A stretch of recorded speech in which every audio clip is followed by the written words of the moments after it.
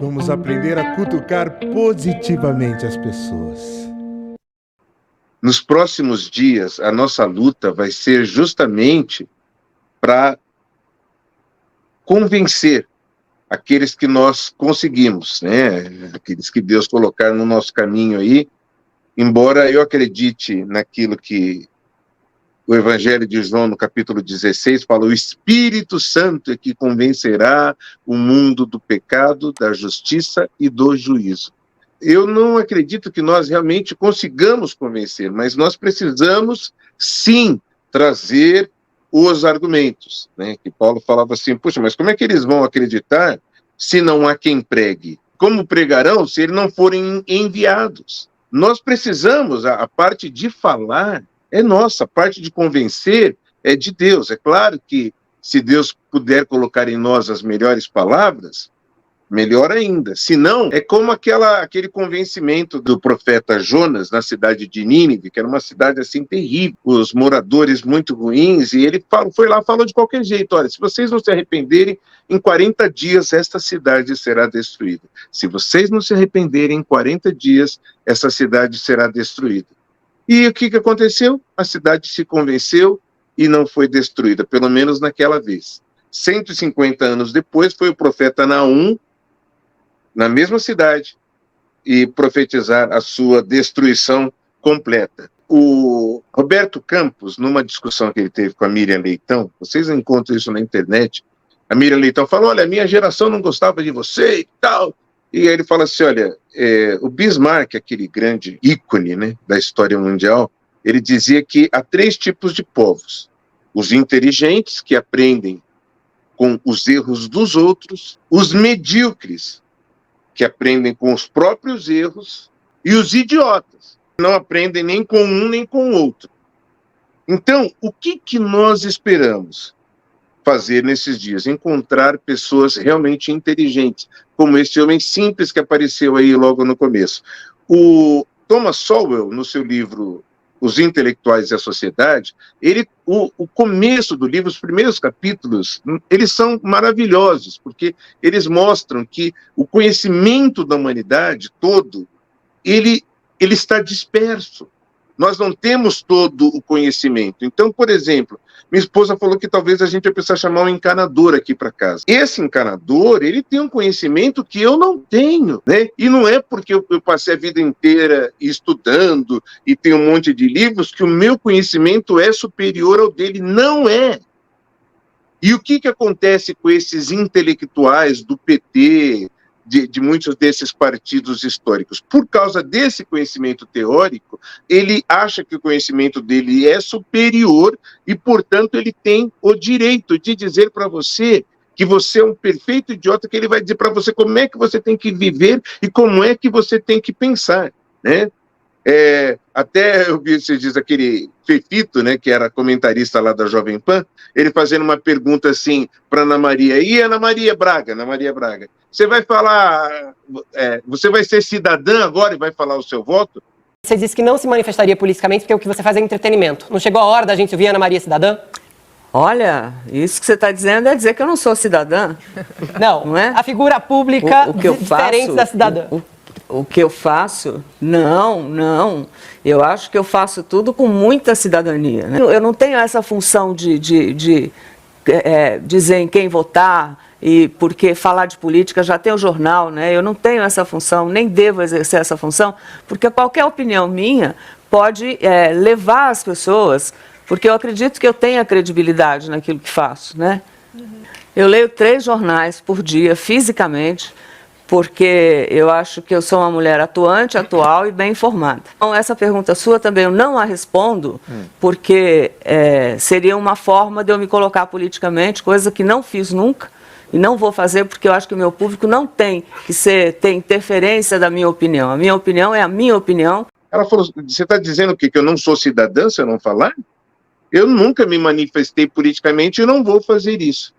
Mas o que eu quero dizer assim, é o seguinte: o que nós temos que aprender dos erros dos outros para nos considerarmos inteligentes? Eu vou contar uma historinha rápida de um rapaz que morava na Venezuela.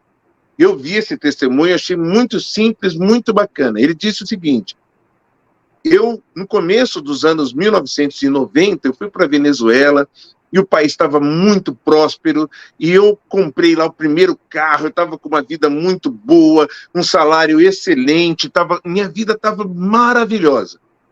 E aí, um cara que foi preso por tentar um golpe, foi liberto, saiu da cadeia, foi eleito presidente do país e destruiu o país. Você já ouviu essa história? Esse cara se chamava Hugo Chávez. Ele esteve preso, saiu da cadeia, concorreu às eleições com um discurso democrático, porque esse pessoal fala bem, com um discurso super democrático, foi eleito e destruiu o país e deixou, sim, o legado de destruição ao seu sucessor, que é o Nicolás Maduro, para continuar o seu legado de destruição. Você sabe o que eles vão fazer. Você sabe o caminho de destruição que eles vão tomar. O nosso ministro Paulo Guedes, ele tem uma admiração muito grande pelo Friedrich von Hayek, que é a mesma que eu tenho. Porque o Brasil está todo cartelizado. E você se lembra que eu estava contando a história do o caminho da servidão, que foi o caminho da miséria, que era o Hayek, e o prosperidade através da competição. Eu peguei o caminho da prosperidade, que é justamente essa visão maior que diz o seguinte: olha, nós precisamos de competição, não pode ter uma bolsa só, tem que ter 2, 3, 4. E esse livro fantástico, Caminho da Servidão, que ele já citou, que mostra como é que as pessoas chegam a esse estado de servidão. E acontece que nós temos visto muitos amigos que têm sido verdadeiros idiotas, porque eles não aprendem nem com os próprios erros, né? Porque a pessoa às vezes fala assim: nossa, Jones, você só lê livro de escritores conservadores, liberais de direita. Não, eu passei a vida inteira lendo outras coisas. Então, um dos livros, por exemplo, que gosto de citar histórico, que é de um esquerdista, que chama Aos Trancos e Barrancos, como o Brasil deu no que deu, do Darcy Ribeiro. É um livro que ele fala o que aconteceu no ano 1900, o que aconteceu no ano 1901, 1902, parece as efemérides do Jantar. Ele pega os principais fatos jornalísticos do ano no Brasil, de 1900 a 1982, né, o Darcy Ribeiro, né, que foi, acho que, vice do Brizola, né, lá no Rio. Então, um cara bem esquerdista, só para dizer que as pessoas falam assim: você precisa conhecer o outro lado. Mentira. Né?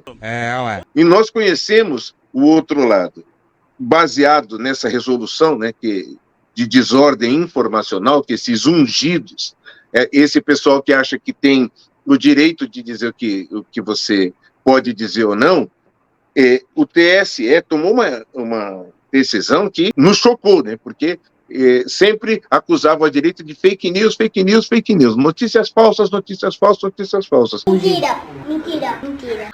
Mas dessa vez, o TSE disse basicamente o seguinte: a matéria atribui ao candidato Lula uma série de escândalos de corrupção que jamais foram judicialmente imputadas a ele, e a respeito dos quais, por conseguinte, nunca teve a oportunidade de exercer sua defesa.